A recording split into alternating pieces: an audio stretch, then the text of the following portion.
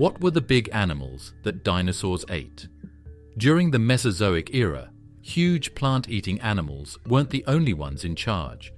Predators also got better and better at killing. These weren't the well-known names of hooked killers with very sharp claws or shark-toothed monsters made to tear sauropods apart. These were the other top animals. They were faster, stranger, and often deadlier than the stories that surrounded them. Today, we're going to talk about the killers that dinosaurs didn't think about for over 150 million years. Torvosaurus, the apex butcher of the Jurassic. Allosaurus is the first thing that most people think of when they think of apex animals from the Jurassic period. But Torvosaurus, the savage lizard, stood in its shade and was just as dangerous, if not more so.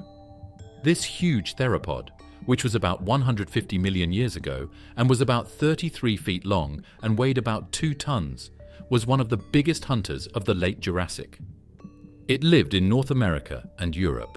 What made Torvosaurus particularly fearsome was its skull and teeth. Its jaw, stretching over a meter long, held teeth that could exceed 10 centimeters.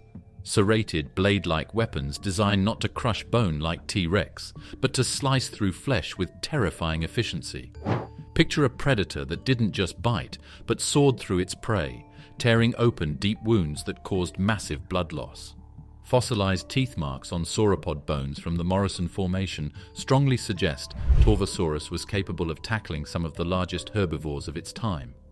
Unlike Allosaurus, which may have relied on pack hunting, Torvosaurus appears to have been more of a solitary ambush predator. Its body structure, thick muscular legs and a robust tail, indicates it wasn't built for sustained chases. Instead, it likely relied on ambushing its prey, exploding from cover with short bursts of speed before delivering devastating bites. Once a sauropod or stegosaurus was wounded, Torvosaurus could stalk its victim until blood loss and exhaustion did the rest. Torvosaurus had long, powerful arms with 3 sharp claws on each hand, unlike the tiny, almost useless arms of later tyrannosaurs.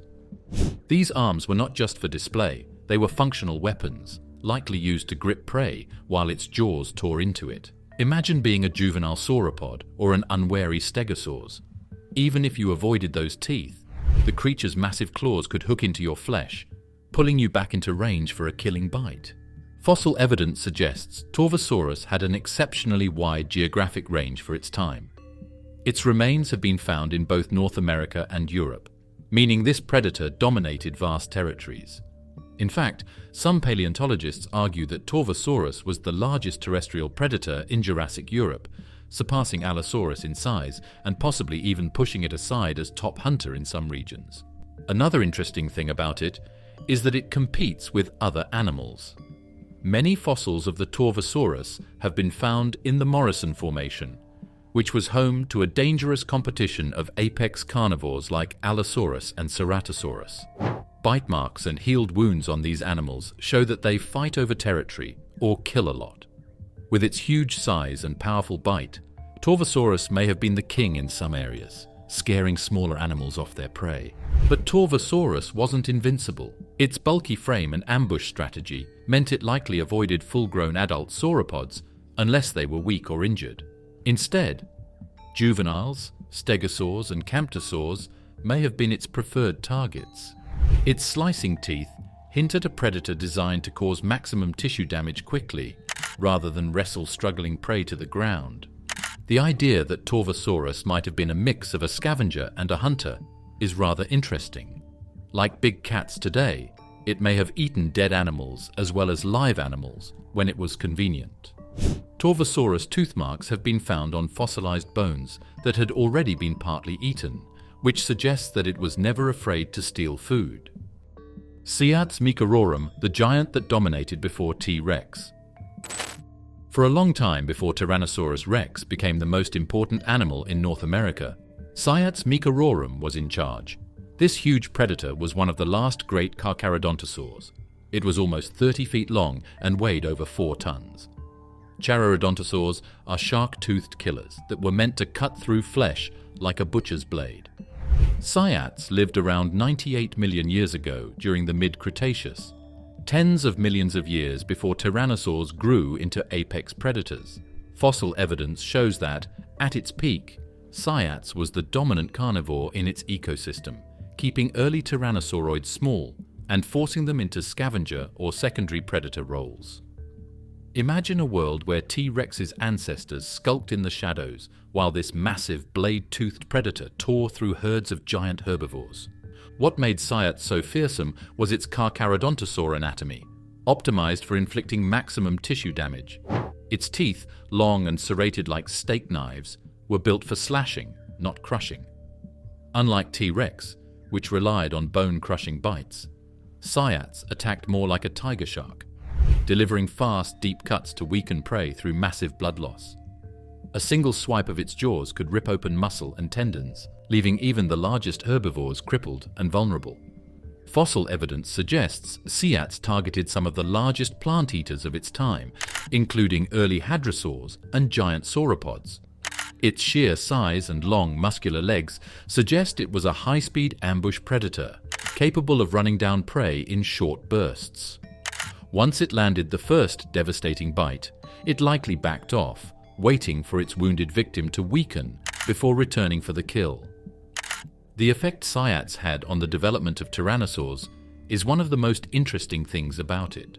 Early tyrannosaurs that lived in that area were small, quick hunters that were sometimes not even as big as a horse. It's likely that Cyats's control over these smaller animals stopped them from becoming apex species. After Carcharodontosaurs like Cyats died out, tyrannosaurs became more powerful and evolved into the huge T-Rex we know today. This means that there might not have been a T-Rex at all if Cyats hadn't died out. The discovery of Cyats in 2013 was a game-changer for paleontology. Found in Utah's Cedar Mountain Formation, its fossils filled a huge gap in the North American fossil record, revealing that Carcharodontosaurs, previously thought to be restricted to South America and Africa, ruled North America far longer than expected. Cyats's body structure also tells us much about its hunting style. Its long tail provided balance during fast pursuits, while its forelimbs, though not as small as T-Rex's, were reduced compared to earlier Carcharodontosaurs.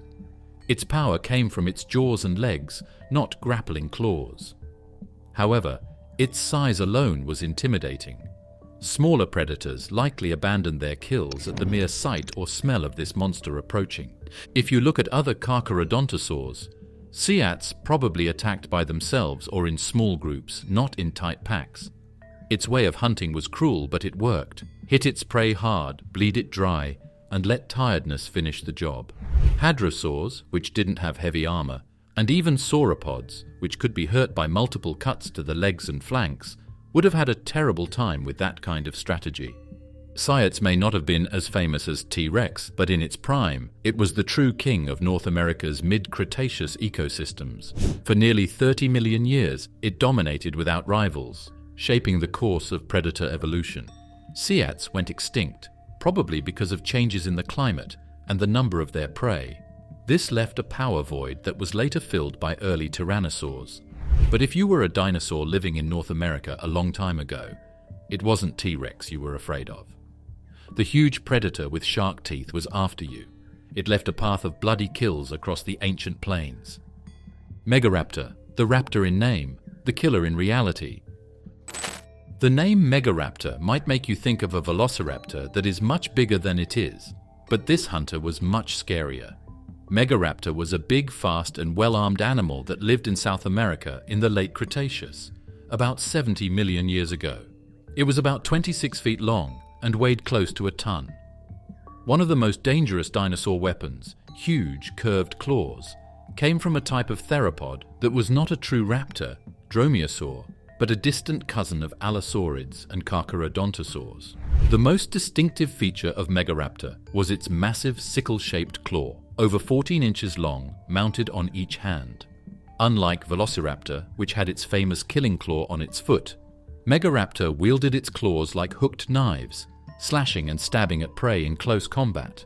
Its forelimbs were unusually long and muscular for a theropod, suggesting it relied on these claws as primary weapons, gripping and tearing into prey with devastating force. Fossil evidence from Argentina shows that Megaraptor was a highly agile predator with a lightweight, elongated body built for speed and maneuverability. Unlike bulky killers like Tyrannosaurus or Carcharodontosaurus, Megaraptor relied on rapid hit-and-run attacks. It may have ambushed prey with short bursts of speed, delivering deep slashes before retreating to avoid injury, much like a modern big cat. Its long, narrow skull and blade-like teeth were adapted to slicing flesh rather than crushing bone, further supporting the theory of precision attacks designed to weaken prey through blood loss.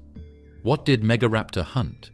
Its ecosystem was home to massive titanosaurs, armored ankylosaurs, and herds of hadrosaurs. While a single Megaraptor probably couldn't kill an adult titanosaur outright, it may have targeted juveniles or wounded adults, using its claws to tear through muscle and tendons. The combination of speed and weaponized forelimbs would have made it particularly dangerous to medium-sized herbivores, which had little defense against its slashing attacks. There's also the possibility that Megaraptor was a pack hunter. While direct evidence of social hunting hasn't been confirmed, many theropods of similar size show signs of cooperative behavior, and fossil sites with multiple Megaraptor individuals have raised questions about group dynamics. If it hunted in packs, imagine several of these clawed predators surrounding a wounded hadrosaur, each lunging in and slashing until the prey collapsed from blood loss. For years, Megaraptor baffled paleontologists. Its first fossil discovery in the 1990s consisted mainly of its enormous claw, leading scientists to believe it was a giant dromaeosaur. Later finds revealed it was something entirely different, closer to allosaurs, but uniquely adapted for slashing rather than biting as its primary killing method. This unusual mix of traits makes Megaraptor one of the most specialized predators of the Mesozoic. By its long legs, we can guess that it could run fast, maybe 25-30 miles per hour, which would have made it one of the fastest big predators of its time.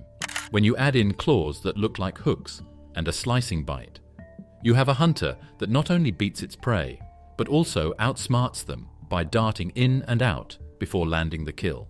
Megaraptor lived toward the end of the dinosaur age, during a time when South America was home to some of the largest herbivores ever to walk the earth. It shared its ecosystem with other giant predators, including abelisaurids, but its unique weaponry likely gave it a different ecological niche, perhaps filling the role of a specialist killer that targeted weak or vulnerable prey rather than directly competing with bulkier, bone-crushing carnivores. Bahariosaurus, Africa's forgotten apex. Most people think of Spinosaurus as the most dangerous animal that lived in the vast Cretaceous plains of North Africa. But living in the same habitats was another huge hunter that history almost forgot about, Bahariosaurus ingens. This colossal theropod was about 35 to 40 feet long and may have been as good as or better than some of the area's most famous killers. It is known as one of Africa's lost apex predators. Bahariosaurus lived around 95 million years ago during the late Cretaceous in what is now the Baharia Formation of Egypt, a fertile floodplain teeming with giant sauropods, armored herbivores, and massive crocodiliforms. In this brutal environment, size and speed meant survival, and Bahariosaurus appears to have been built for both. Unfortunately, almost all we know about this predator comes from scant fossil evidence. The original specimens, unearthed in the early 20th century by the legendary paleontologist Ernst Stromer, were tragically destroyed during a World War II bombing raid on Munich. What remains are Stromer's detailed notes and a few surviving illustrations, which describe a massive, lightly built theropod with long, powerful legs and a deep rib cage. What made Bahariosaurus terrifying wasn't just its size. It was likely a high-speed hunter, similar in build to Deltadromeus, but significantly larger. Its long, slender legs suggest it was capable of rapid pursuits, making it a nightmare for hadrosaurs and juvenile sauropods. Imagine a predator with the bulk of a modern grizzly bear, but the running speed of a cheetah compared to its prey. Its jaws were likely lined with sharp, recurved teeth, adapted for slicing through muscle rather than bone crushing. Like many large theropods of its time, Bahariosaurus probably relied on slash-and-retreat tactics, inflicting massive bleeding wounds to wear its prey down. Its long, muscular tail would have provided balance during high-speed chases, allowing it to make sharp turns when pursuing agile prey across open floodplains. What's fascinating is what part Bahariosaurus might play in its ecosystem. Spinosaurus, Carcharodontosaurus, and huge crocodilians like Sarcosuchus lived in the same area. Different types of predators seem to have specialized in different areas. Spinosaurus was good at hunting fish and other aquatic animals. Carcharodontosaurus was good at hunting huge sauropods. And Bahariosaurus might have been a fast land predator that ate medium-sized herbivores and scavenged when it could. It doesn't look like it had as many muscles as Carcharodontosaurus, which would have made it better at chasing food than fighting giants. Some paleontologists believe Bahariosaurus may have been closely related to Deltadromeus, with both belonging to a unique group of long-legged, fast-running theropods. If this is correct, Bahariosaurus would represent the pinnacle of this lineage, combining speed and size in a way rarely seen among giant predators. The destruction of its fossils has left Bahariosaurus shrouded in mystery, fueling speculation. Some researchers even wonder if it might be synonymous with Deltadromeus itself, though differences in size and skeletal structure suggest otherwise. New discoveries from the Sahara in recent years have hinted at similar theropods, raising hopes that fresh Bahariosaurus remains might one day be uncovered to solve the mystery once and for all. Chilantisaurus, the desert giant of Asia. Chilantisaurus tashuicuensis was a big, scary monster that lived in the dry, hot areas of Asia in the early Cretaceous. This huge hunter was one of the biggest theropods to ever live in China. It was about 36 feet long and weighed over 4 tons. Chilantisaurus was a powerhouse made to rule its desert environment, but it is still not as well known as some of its western counterparts. Discovered in the Ulan Suhai Formation of Inner Mongolia, Chilantisaurus lived roughly 125 million years ago. It shared its world with massive herbivores like sauropods and hadrosaurs, and its size and weaponry made it one of the top predators of the region. What makes Chilantisaurus truly intriguing is its unusual mix of features. It combined the brute strength of allosaurids with the grappling adaptations seen in earlier predators, giving it a terrifyingly versatile hunting style. The biggest thing that stood out about Chilantisaurus was its huge forelimbs.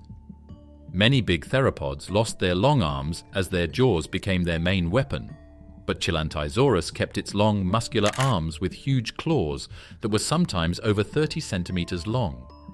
Most likely, these claws were used to grab and slash prey that was fighting, a lot like how a tiger's claws sink into its prey during a kill today. Chilantisaurus had stronger arms than most big predators of its time, which helped it fight close up. Its skull, though not as massive as that of tyrannosaurs, was still formidable. Sharp, recurved teeth lined its jaws, designed to slice through flesh rather than crush bone. Combined with its long arms, this suggests a grappling and slashing strategy. It may have leapt or lunged at prey, hooked into it with its claws, and then tore into its neck or flanks with rapid bites.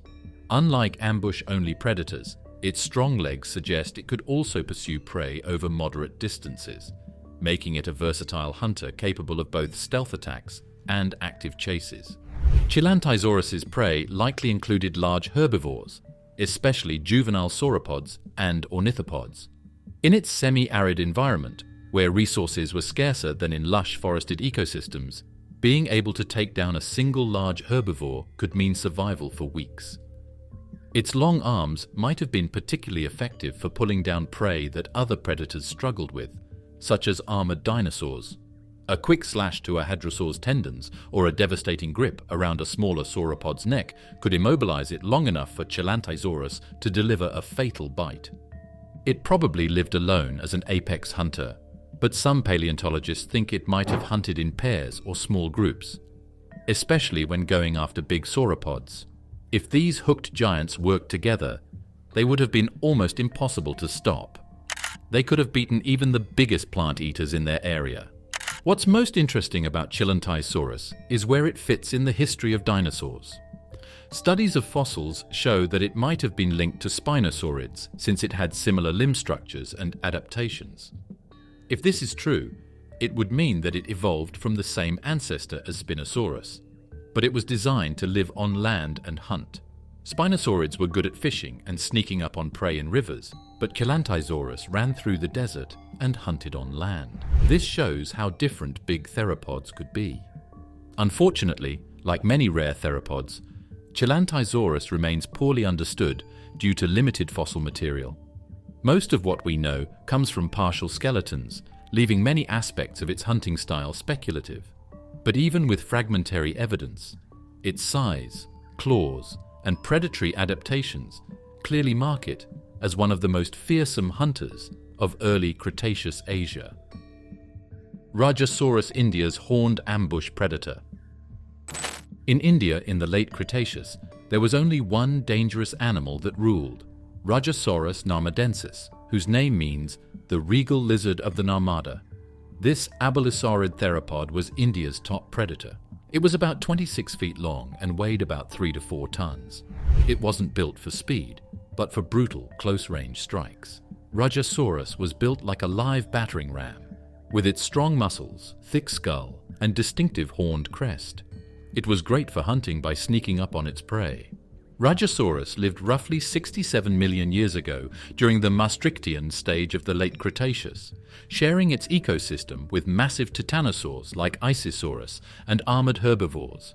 Unlike the fast, slash-and-dash predators of other continents, Rajasaurus evolved as a power-based killer, taking full advantage of its stocky frame and thickened bones. Rajasaurus's most noticeable trait was the flat horn on its forehead, which was made by thickening the bones in its nose. Even though it was too small to be used in a ceremony, this horn was probably a weapon. Many paleontologists think that Rajasaurus hit or pushed its prey with its horned skull, similar to how hunters do it today by using their body weight to knock down or disorient their prey. With its strong neck muscles, Rajasaurus could have killed a young sauropod with a well-placed headbutt or stunned an armored dinosaur long enough for a killing bite. Its skull was short and deep, typical of abelisaurids, with teeth built for tearing flesh rather than slicing neatly like a carcharodontosaur. Once it got hold of a prey animal, Rajasaurus likely employed a bite-and-hold strategy, shaking its massive head violently to rip chunks of flesh or inflict fatal bleeding.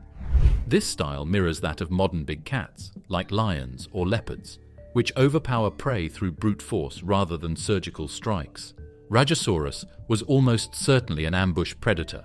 Its heavy, muscular legs suggest it wasn't a long-distance runner. Instead, it would have relied on stalking prey near riversides or dense vegetation, using sudden bursts of power to bring down unsuspecting victims. Fossil evidence from the Narmada Valley shows that its habitat was filled with thick vegetation and river channels, perfect terrain for a stealthy hunter. Its prey likely included medium-sized hadrosaurs and juvenile titanosaurs. A Rajasaurus ambush might have gone something like this. Lying in wait near a watering hole, it would suddenly lunge, ramming into its target with its horned head, then locking its powerful jaws onto the prey's neck or flanks. Once immobilized, the victim would bleed out while Rajasaurus tore into it with powerful repetitive bites. The fact that Rajasaurus evolved on its own is what makes it so captivating. In the late Cretaceous, India was a moving landmass that wasn't connected to any other continents. Because of its unique surroundings, predators like Rajasaurus evolved in a way that was different from that of its peers, such as the sleek, blade-toothed carcharodontosaurs or the bone-crushing tyrannosaurs. The end result was a strong, powerful attacker that was perfectly suited to its environment. Rajasaurus also acts like it wants to protect its territory.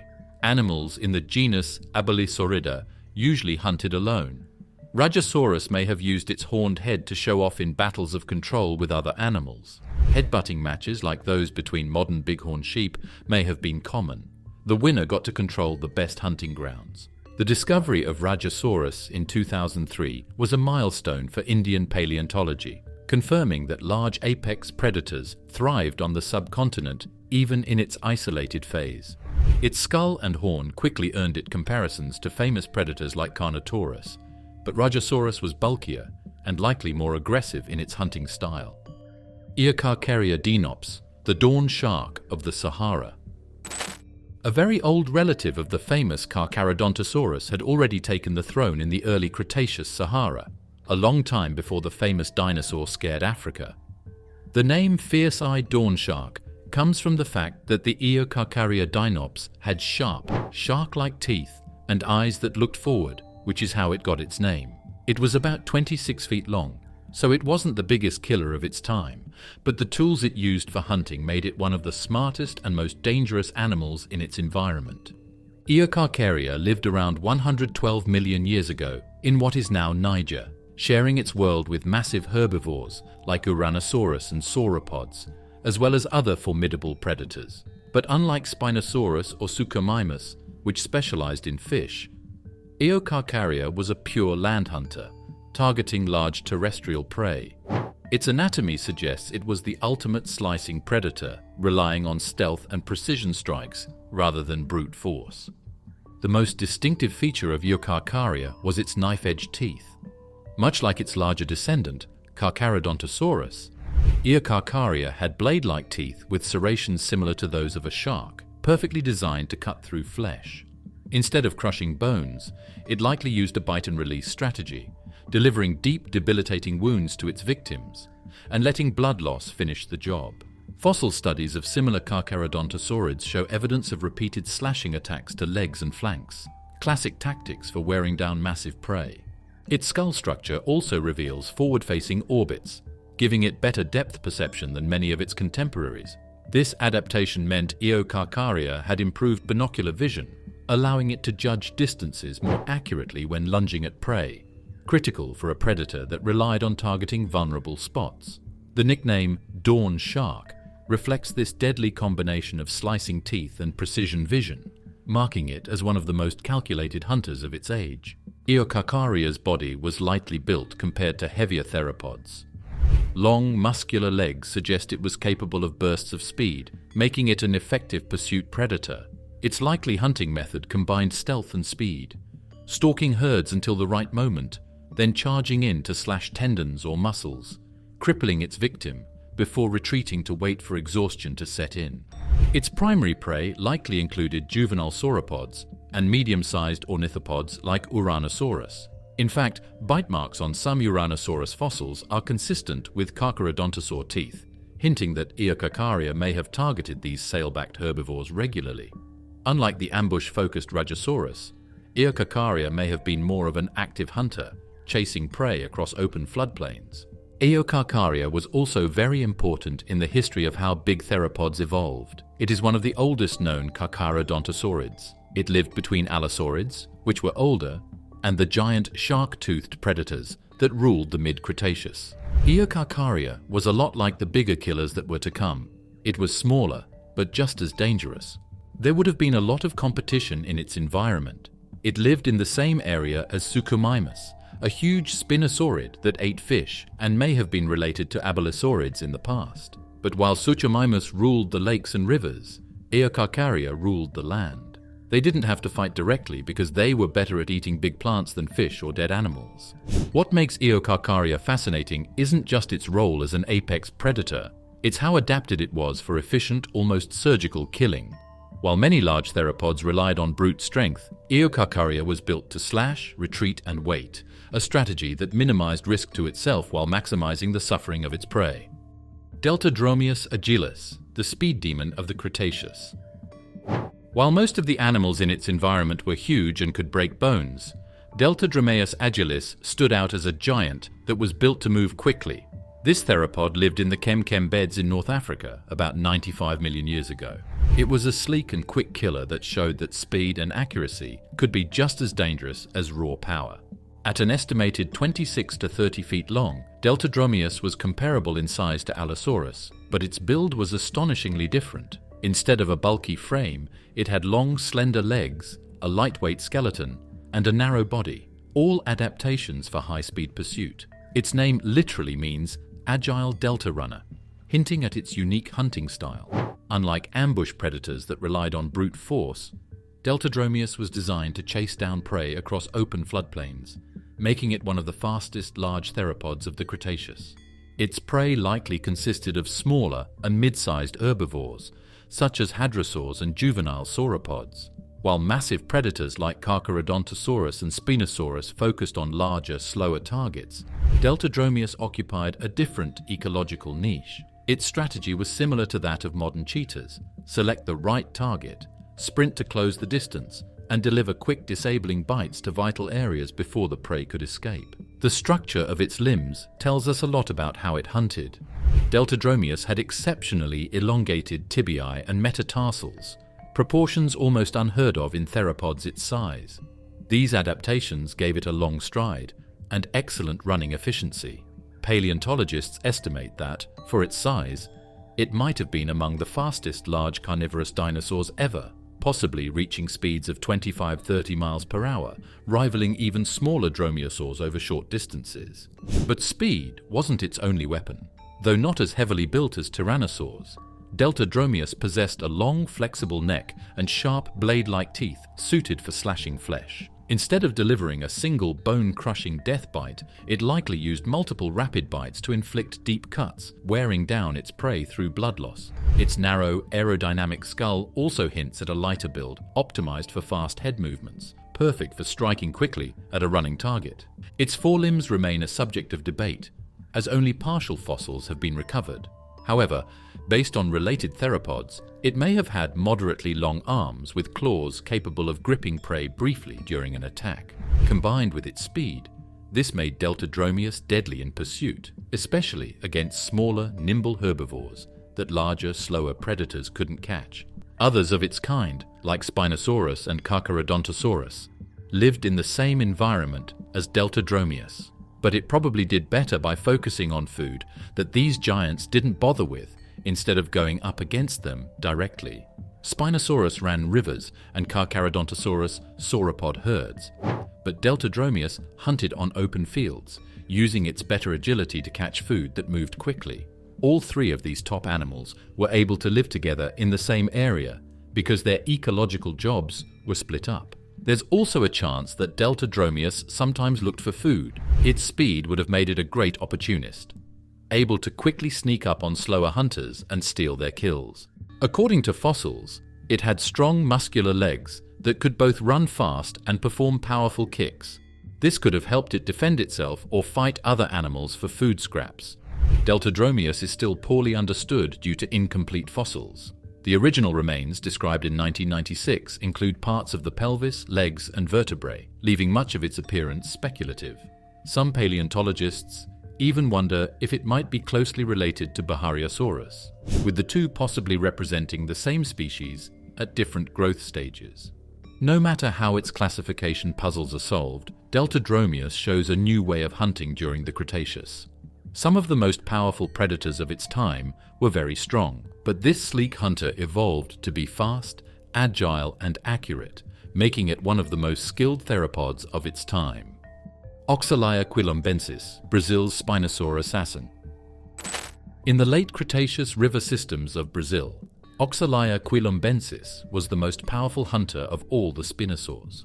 Oxalia was the biggest known killer dinosaur in South America. It was over 39 feet long and weighed close to 6 tons. It was also the most dangerous spinosaurid in its area. Oxalia was built to fish and hunt animals on land, just like its spinosaur relatives. It had sleek, crocodile-like features. This made it one of the most dangerous semi-aquatic hunters of the Mesozoic. Oxalia lived around 95 million years ago during the Cenomanian stage of the late Cretaceous, prowling the tropical waterways of what is now Maranhão, Brazil. Its discovery in 2011, based on partial skull and jaw fossils, revealed a spinosaur with unique adaptations that set it apart from its better-known cousin, Spinosaurus aegyptiacus. The first thing that made Oxalia terrifying was its skull design. At nearly 1.3 meters long, its elongated snout was filled with conical, non-serrated teeth, perfect for gripping slippery prey like giant fish and lunging crocodilians.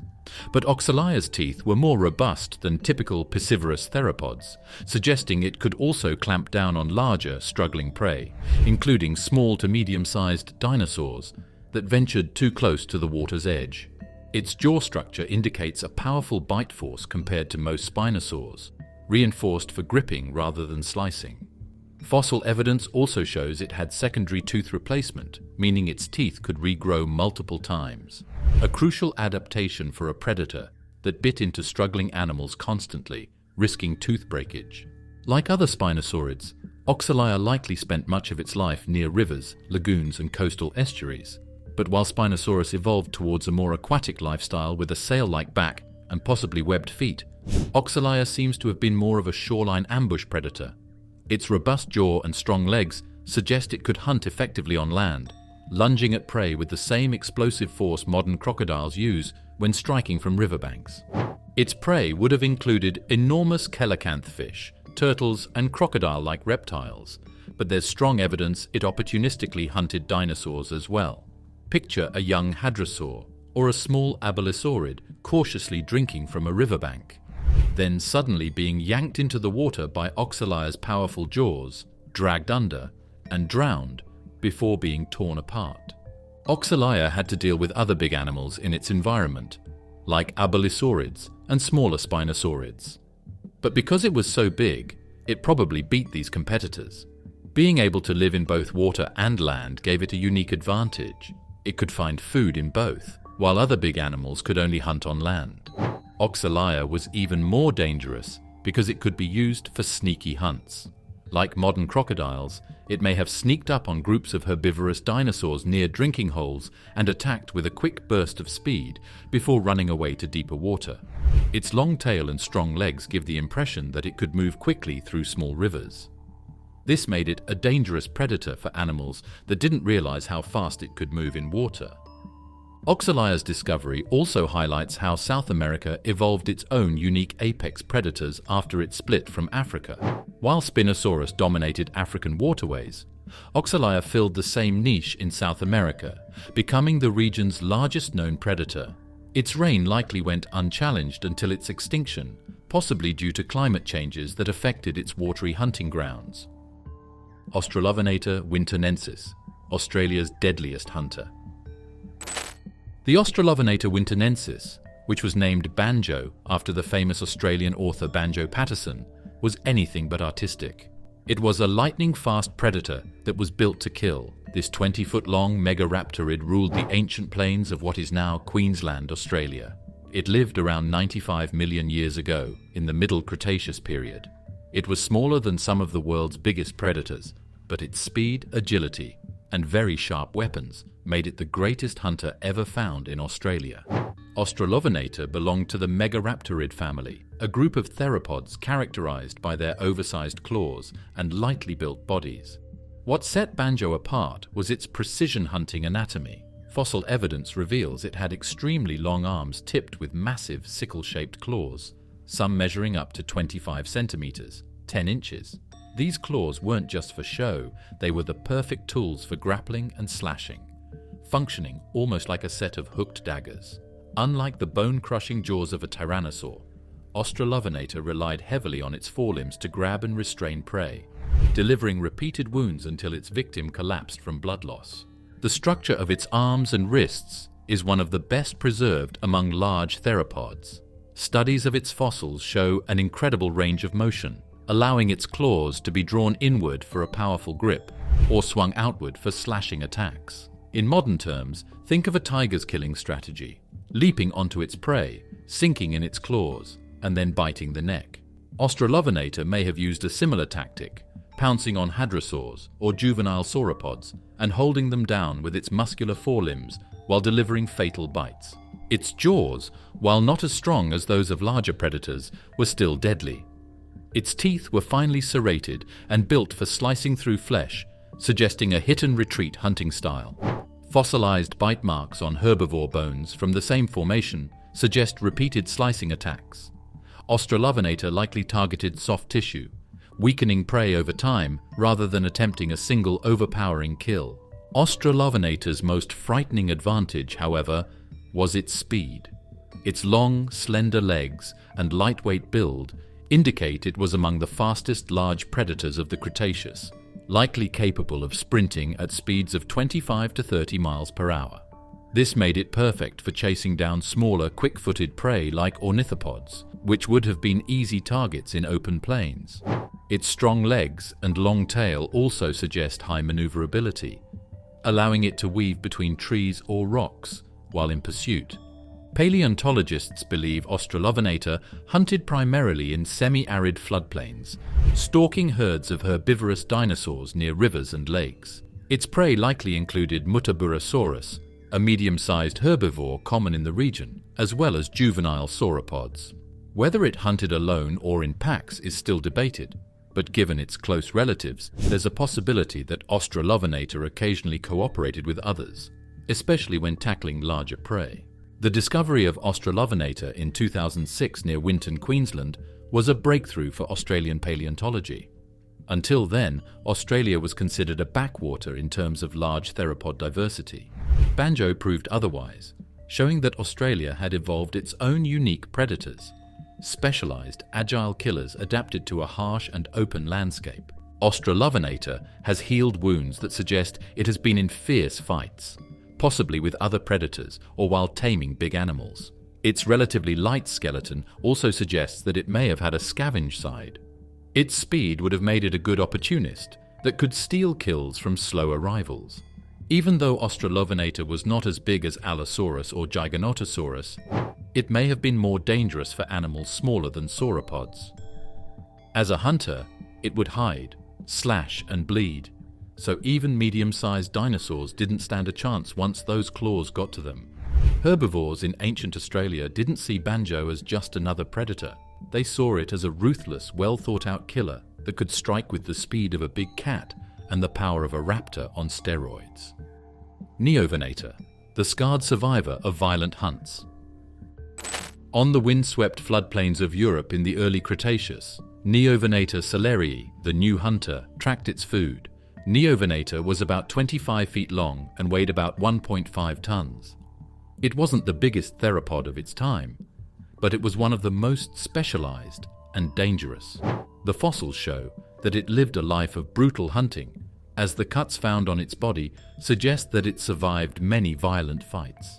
It was designed to hunt animals that pose a high risk but offer a high payoff. Neovenator lived around 125 million years ago, primarily in what is now the Isle of Wight in southern England, which at the time was a warm, subtropical environment filled with herds of iguanodonts, early ankylosaurs, and juvenile sauropods. As the apex predator of this ecosystem, Neovenator had few rivals and evolved into a versatile killer capable of taking down large, heavily built herbivores. Not only is Neovenator's size interesting, but so is the way its body is built. Like its bigger relatives like the Carcharodontosaurus, this dinosaur had a long, narrow head with teeth that were serrated so they could slice rather than break. Its thin body and long, strong legs suggest that it was fast and quick for its size, able to run after food or jump from tree to tree or from marshy ground to dry ground. Neovenator was a dangerous pursuit hunter because it was fast and accurate, unlike bigger animals that depended on brute force. Neovenator wasn't just a hunter, it was a survivor, and its bones tell the tale. Its powerful forelimbs, each ending in 3 razor-sharp claws, were built to grab and pin struggling prey. But the real story is etched into its battered skeleton. The holotype specimen is a roadmap of violence, scarred with healed fractures, bite marks, and festering bone infections. Evidence of a life spent in brutal, close-quarters combat. Broken ribs hint at crushing kicks or blows from desperate prey.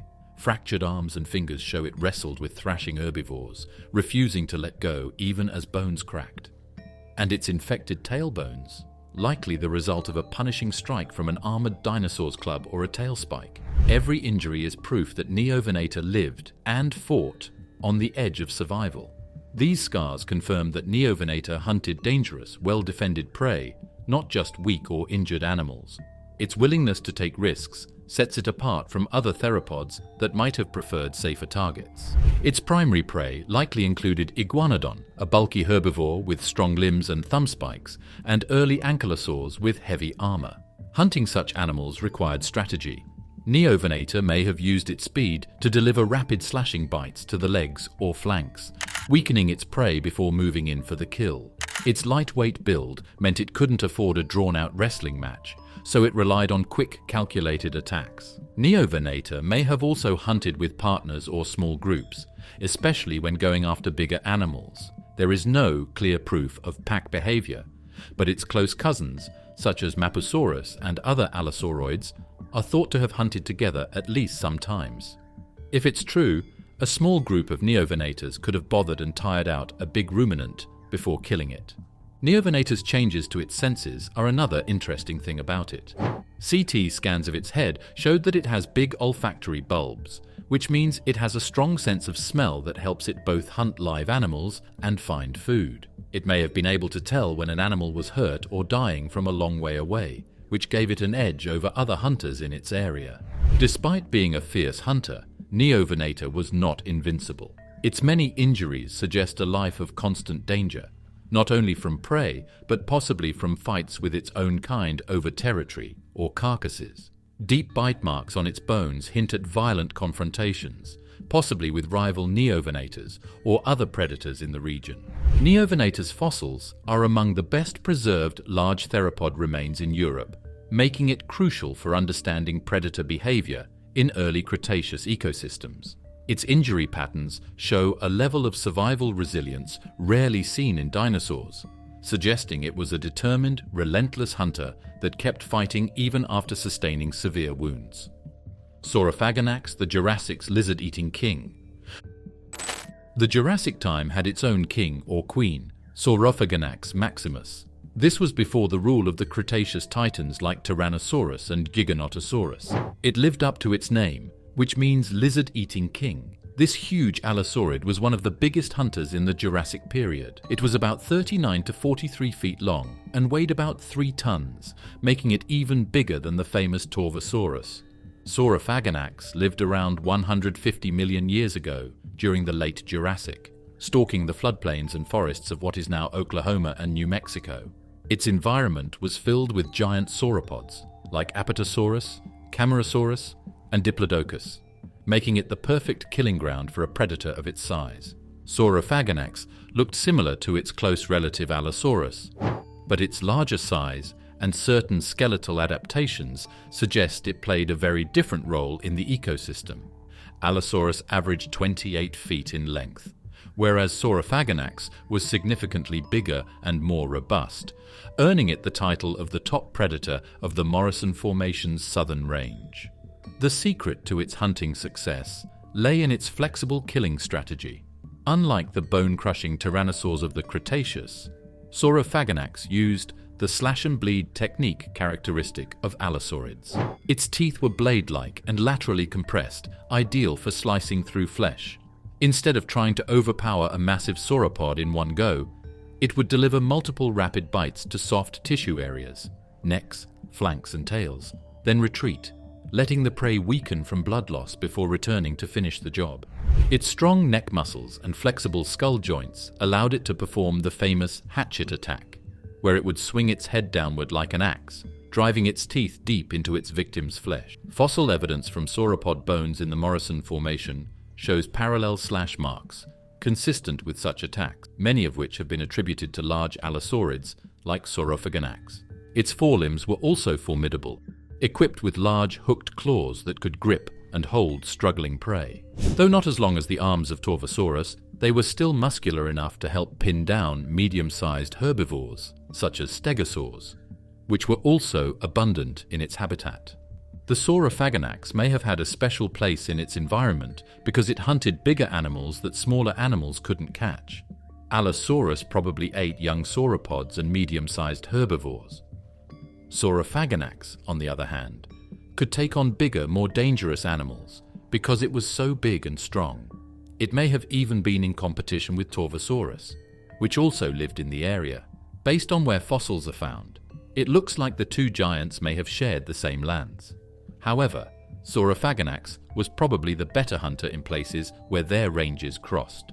It's also not clear if Saurophaganax hunts alone or in groups. There is proof that many allosaurids hunted together, but because Saurophaganax was so big, it may have been more private, like tigers today. But Saurophaganax juveniles or subadults may have briefly joined together to hunt bigger prey, especially in places where sauropod groups were common. Fossil evidence of Saurophaganax itself is limited, mostly consisting of partial skeletons, but the size of its vertebrae and limb bones confirms it was significantly larger than standard Allosaurus specimens. Some paleontologists even debate whether it is a distinct genus or simply a very large Allosaurus. Most, however, agree that its sheer size and certain skeletal differences justify its classification as a unique predator. The Morrison Formation, where Saurophaganax lived, was one of the most competitive predator-prey environments in history. Multiple apex predators, including Allosaurus, Torvosaurus, and Ceratosaurus, roamed the same regions. Saurophaganax's success in this crowded arena speaks to its effectiveness as a hunter. It wasn't just big, it was efficient, adaptable, and aggressive enough to hold its ground against rival carnivores. In Jurassic North America, Saurophaganax was the worst thing that could happen to sauropods.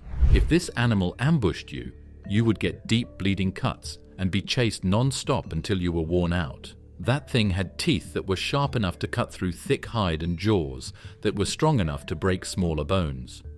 Concavinator corcovatus, the humpbacked killer with brutal claws.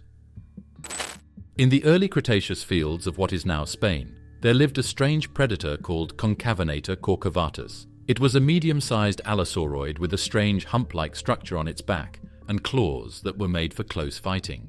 It was about 20 feet long and weighed about a ton, so it wasn't the biggest hunter of its time.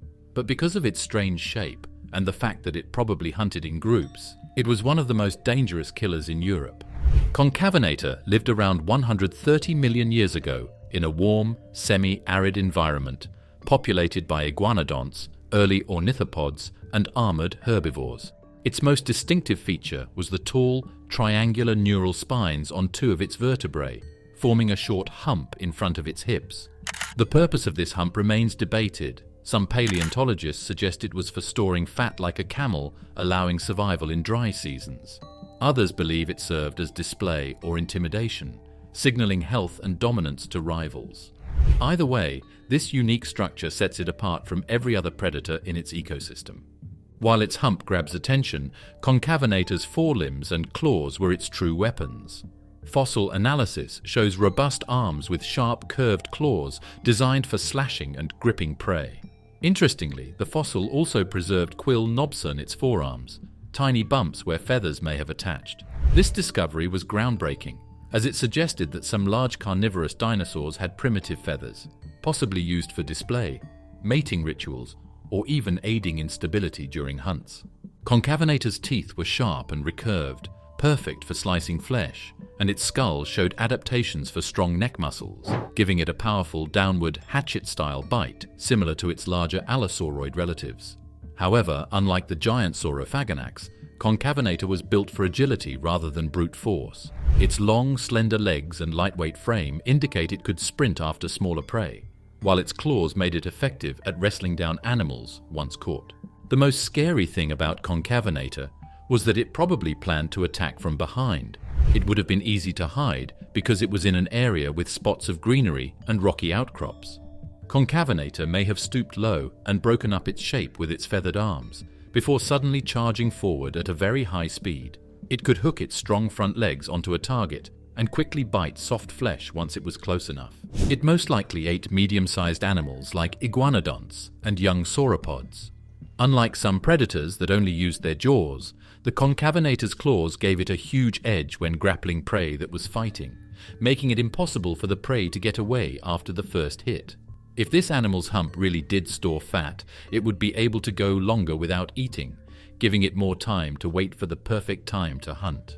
Fossil evidence from the Las Hoyas Lagerstätte, where Concavinator was discovered in 2010, shows that this predator lived in a diverse ecosystem alongside pterosaurs, crocodile-like reptiles, and various fish.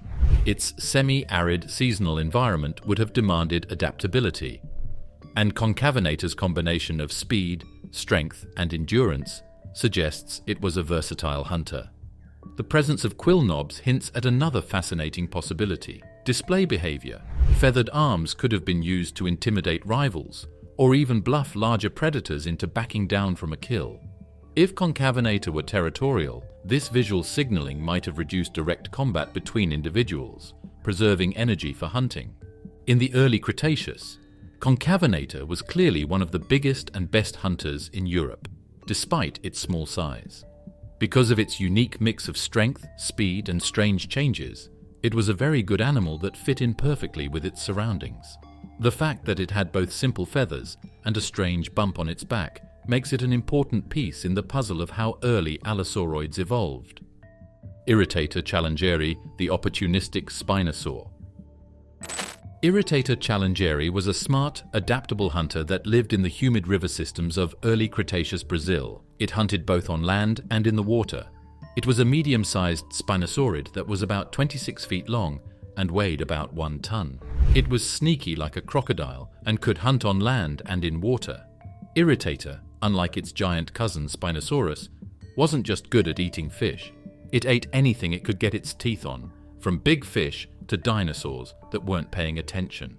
Irritator lived about 110 million years ago, during the Aptian stage of the Cretaceous, in what is now the Santana Formation of northeastern Brazil. Its remains were first discovered in the 1990s, and its name, Irritator, comes from the frustration paleontologists felt when they realized fossil dealers had tampered with the original skull before selling it. Despite this rocky start, the species quickly gained importance for showing how spinosaurs evolved to thrive as semi-aquatic predators. The most distinctive feature of Irritator was its elongated, narrow snout, similar to that of modern crocodilians. Its conical, non-serrated teeth were perfect for gripping slippery prey like fish, but they were robust enough to handle struggling land animals as well. Unlike Spinosaurus, which may have been almost fully aquatic, Irritator appears to have split its time between rivers and land, hunting in both environments depending on opportunity. Its likely prey included large coelacanth fish, turtles, and smaller dinosaurs that came to drink at riverbanks. Fossilized stomach contents of closely related spinosaurids have revealed both fish scales and dinosaur bones, strongly supporting the idea that Irritator was not picky about its meals. Its hunting style was probably ambush-based, waiting near shallow waters, lunging at prey with rapid sideways strikes, and clamping down with its long jaws, much like modern crocodiles. Irritator had well-developed neck muscles and a skull built for rapid head movements, ideal for snapping its jaws sideways to catch fish or hook into flesh. Unlike big-game hunters like Carcharodontosaurs, it did not rely on brute force. Instead, it used speed and precision. Once caught, smaller prey would be swallowed whole, while larger victims might be shaken violently to tear off manageable chunks of flesh. Its relatively lightweight build and long, muscular legs suggest Irritator could also pursue prey on land. While it probably wasn't a fast runner compared to terrestrial predators like Deltadromeus, it could ambush slow-moving herbivores or scavenge carcasses. In fact, its generalist diet and semi-aquatic lifestyle meant it likely faced less competition from other predators, which were confined to either land or water. Irritator's opportunistic nature made it a key player in its ecosystem.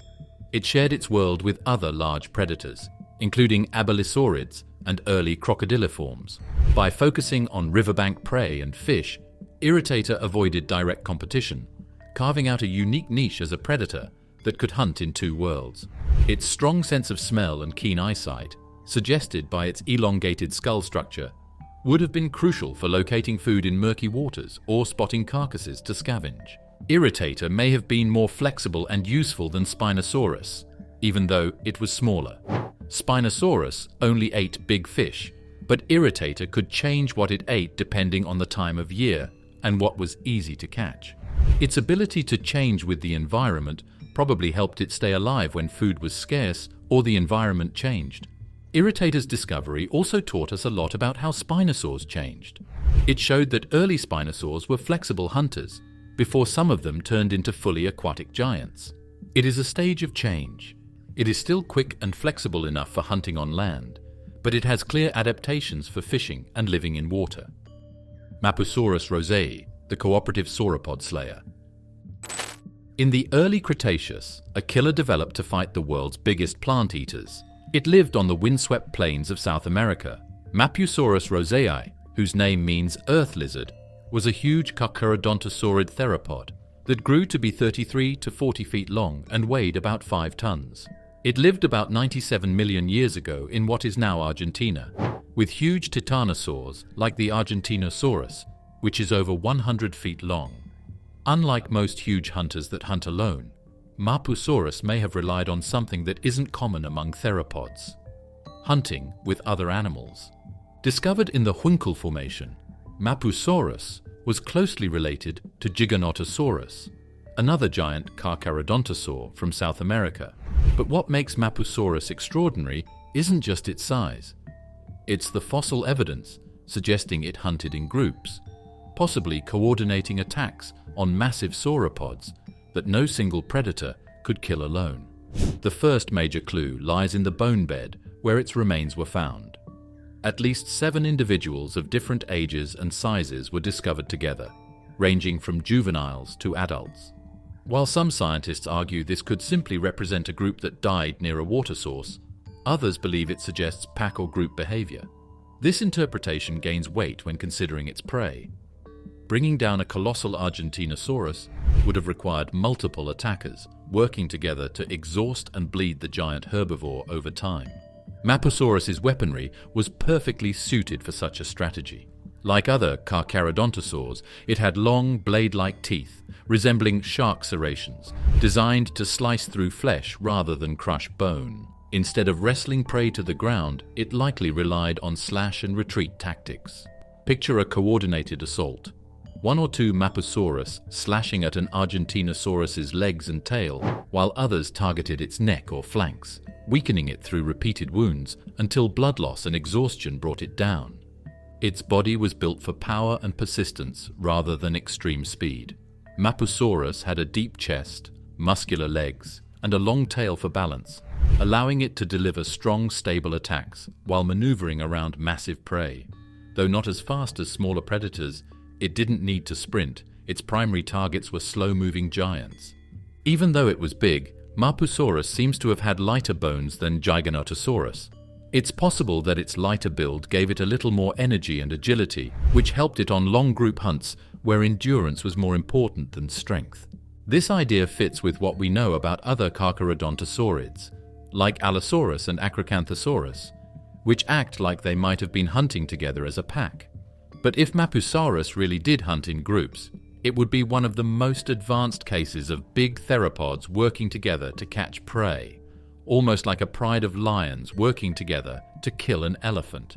The environment that Mapusaurus lived in was mostly made up of giant titanosaurs, but it probably also hunted hadrosaurs and other medium-sized animals when the chance came up. Its sharp senses, especially its eyesight, would have helped it find and attack hurt food over long distances.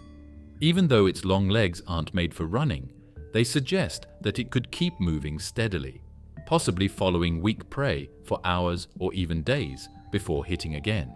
Its massive size also meant it could dominate scavenging opportunities.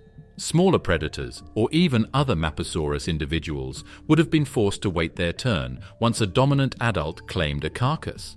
However, the mixed-age fossil bed suggests some level of tolerance among individuals, at least when food was abundant. The cooperative hunting theory, while not universally accepted, paints an incredible picture of Mapusaurus's behavior. Imagine a group of these massive predators moving together across the floodplains, following a herd of Argentinosaurus. Juveniles may have been used to harass and distract, while adults delivered crippling wounds to legs and tails, slowly wearing the massive herbivore down until the group could deliver a killing blow. Mapusaurus was one of the last big carcharodontosaurs that lived before they went extinct later in the Cretaceous. In the northern hemisphere, tyrannosaur lines took their place, but when it was king, it was a specialist at killing sauropods. It was a huge animal that wasn't just meant to hunt, but to work with other animals to catch food that no one animal could handle. Eutyrannus huali, the feathered tyrant of the cold. A much colder and tougher world was ruled by a relative of the huge Tyrannosaurus rex, long before it took over the Cretaceous. Its name, Eutyrannus huali, means beautiful feathered tyrant. It was a huge feathered theropod that lived in the cold woods of northeastern China about 125 million years ago. Eutyrannus was one of the biggest feathered dinosaurs ever found. It was about 30 feet long and weighed about 1.5 tons. It was an alpha hunter that was perfectly suited to living at cold places. The discovery of Eutyrannus in 2012 was groundbreaking because it shattered the stereotype of tyrannosauroids as purely scaly monsters. Fossil impressions clearly show long filamentous feathers covering much of its body. These feathers were likely used for insulation, keeping the predator warm in the cool temperate climate of the early Cretaceous Yixian Formation. Unlike the tropical and semi-arid environments where most giant theropods thrived, Yutyrannus evolved in a landscape of conifer forests, seasonal frost, and frequent volcanic activity. Despite being a primitive tyrannosauroid, Yutyrannus already showed hints of what would make its descendants so deadly. Its skull, around 90 centimeters long, was armed with large, serrated teeth designed for slicing through flesh. Its powerful jaws, while not as bone-crushing as T-Rex's, were still strong enough to inflict fatal wounds on large herbivores. Its forelimbs were longer than those of later tyrannosaurs, retaining 3 functional claws that could grip and slash, making it more versatile in close combat. Size and the power to change shape were 2 things that made Yutyrannus very scary. As one of the biggest predators in its environment, it probably killed huge animals like Bapiosaurus and early hadrosaur relatives. It also probably scavenged bodies buried in volcanic ash when it had the chance. Fossil evidence suggests that its environment was hit by quick, terrible events like volcanic eruptions and ash falls. These events may have given scavengers like Yutyrannus chances to eat animals that were stuck or dying. Its hunting strategy was likely ambush-based. The dense, conifer-rich forests of its habitat provided natural cover, and its feathered body may have helped it blend into snowy or misty conditions, acting almost like camouflage. A large Yutyrannus could crouch low in thick vegetation, waiting for unsuspecting herbivores to pass before lunging forward with surprising speed. While not built for long chases, its strong legs suggest it could deliver a short burst of rapid pursuit, enough to overtake slow or injured prey. The presence of multiple Yutyrannus fossils found together raises questions about its social behavior. Some paleontologists speculate it may have hunted, or at least scavenged in family groups, similar to some modern large predators. A group of Yutyrannus could have coordinated to bring down larger prey, though this remains debated. Its feathers weren't just for insulation. They may have also played a role in display and communication.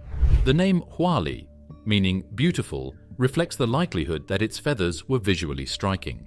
Bright feather patterns could have been used to attract mates, intimidate rivals, or even establish dominance hierarchies within social groups. If Yutyrannus did hunt cooperatively, visual signaling would have been crucial during coordinated attacks. Even though Yutyrannus was an early tyrannosauroid, it was already a major player in its environment. It is an intermediate stage in the development of tyrannosaurs. It is more primitive than T-Rex, but much bigger than earlier, smaller tyrannosaurids. Its ability to survive in colder areas also shows how flexible tyrannosaur ancestors were, showing they weren't limited to warm, tropical places. For the animals that lived in northeastern China in the early Cretaceous, Yutyrannus was a dangerous mix of raw power and control over its surroundings. Imagine a quiet, winged giant coming out of the snowy bushes and lunging at its meal with its sharp teeth shining. It was different from many predators of its time because it could live both plenty and lack by scavenging when it needed to and killing when it was convenient in a harsh environment. Tarbosaurus bata, the lean tyrant of Asia. The late Cretaceous floodplains of Mongolia were ruled by Tarbosaurus bata, a cousin of Tyrannosaurus rex that was slimmer and lighter, but just as dangerous. This Asian tyrannosaurid lived around 70 million years ago. It was up to 33 feet long and weighed up to 5 tons, making it one of the biggest monsters that ever lived in the Gobi Desert. But what made Tarbosaurus unique was that it was leaner and more specialized, making it great for killing Asia's big, heavily armored animals. Tarbosaurus belonged to the same family as T-Rex, and its skeletal structure shows a clear evolutionary relationship. However, key differences reveal that Tarbosaurus was adapted for a slightly different style of hunting. While T-Rex was stocky and built like a bulldozer, Tarbosaurus had a narrower skull, lighter frame, and longer, more flexible neck, which allowed for quicker strikes. Its jaws were still immensely powerful, lined with around 60 banana-shaped teeth capable of crushing bone, but its hunting strategy may have relied more on precision bites to disable prey rather than the sheer bone-crushing brute force T-Rex used. Its ecosystem was filled with enormous prey, including the giant ankylosaur Cychania and hadrosaurs like Saurolophus. Many of these herbivores were heavily armored or capable of defending themselves with powerful tail clubs. Tarbosaurus's lighter build suggests it may have targeted softer, vulnerable areas, such as the neck, underbelly, or limbs, using quick, repeated bites to weaken its victims before finishing them off. Fossilized bite marks on hadrosaur and ankylosaur bones from the same region show characteristic punctures and tearing consistent with tyrannosaurid attacks. Tarbosaurus had one of the most reduced arm structures of any tyrannosaur, with even smaller forelimbs than T. rex. Its arms were virtually useless in hunting, leaving its massive jaws as its primary weapon.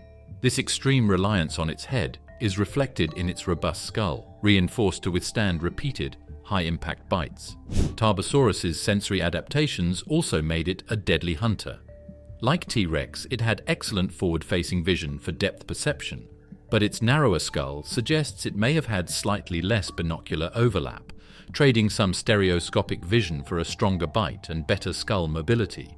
However, its olfactory bulbs were highly developed, giving it an exceptional sense of smell, ideal for tracking prey or locating carcasses across vast floodplains. Fossil evidence also hints at possible scavenging behavior. Tarbosaurus may have followed herds, picking off the weak or injured, and scavenging kills left by other predators. Its strong sense of smell would have made it an effective opportunist, ensuring it rarely went hungry. The study of Tarbosaurus's preserved brain case, which shows well-developed balance and coordination centers, is one of the most interesting things about its life. This means it was very fast for its size, able to move its head quickly to deliver quick, repeated bites. This was helpful when hunting dangerous, well-armored prey that could fight back. Scars that have healed on remains of the Tarbosaurus add to the evidence that it often fought tough food. Some fossils have bite marks and fractures that point to intraspecific fighting. These could have been local fights between Tarbosaurus individuals or competition over dead animals. Tarbosaurus was also likely the undisputed apex predator of its region, as no other large theropods are known to have shared its habitat. Its dominance over the Gobi Desert's floodplains mirrors that of T. rex in North America, though it hunted in a slightly different style, less about overpowering prey outright and more about precision, speed, and strategic targeting. When it comes to dinosaurs, Tarbosaurus is often dwarfed by its more famous cousin T. rex, but in a lot of ways, it was just as dangerous and maybe even more adapted to its surroundings. Tarbosaurus was a lean, smart killer that was perfect for taking out highly guarded animals in one of the toughest settings of the late Cretaceous. T. rex was a brute force killer. Carcharodontosaurus saharicus, the shark-toothed apex of Africa. A dangerous animal called Carcharodontosaurus saharicus, also known as the shark-toothed lizard, ruled the hot floodplains of late Cretaceous North Africa. This huge theropod lived about 95 million years ago. It was up to 43 feet long and weighed about 6 to 8 tons, which made it one of the biggest land killers ever, bigger than both the Tyrannosaurus rex and the Giganotosaurus. The Carcharodontosaurus was designed to cut through the skin of some of the biggest dinosaurs that ever lived. Its teeth were nearly 8 inches long and had sharpened, blade-like edges. Its name perfectly describes its killing tools. Carcharodon refers to sharks, and for good reason. Its teeth were almost identical in structure to those of a great white shark, thin, laterally compressed, and finely serrated.